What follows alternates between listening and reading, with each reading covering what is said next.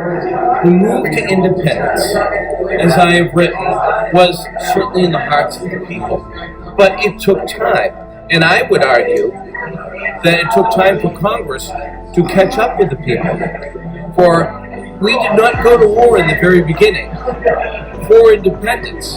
It was for our rights as Englishmen. But as increasing mistakes were made by His Majesty's government in London, including sending foreign troops here to these shores to put down the rebellion, it became obvious, first to a few and then to many, that independence was necessary, and it came through an author by the name of Thomas Paine and Common Sense. On my way back to Congress, from being at home in Massachusetts with Mrs. Adams in Braintree, I made my way back towards Philadelphia. I purchased 2 copies of Common Sense. One I sent home to Mrs. Adams, and one I kept for myself to read.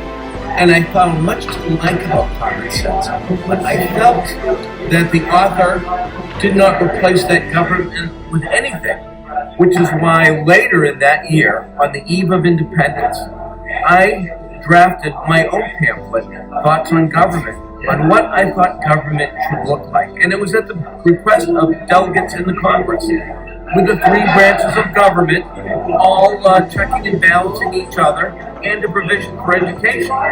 But there were still those that were reluctant to part with His Majesty's government and Great Britain. But Mr. Paine's Common Sense persuaded the people. So when I returned to Congress, I had already thought about what was needed. The constitutions for each state, as we would eventually call it, an alliance with the French government and independence. The people were ahead of the men in Congress. So as my fellow delegates wanted to seek discussion with their people at home, I and others answered that the people had already spoken, and they were expecting us to make our way towards independence. I just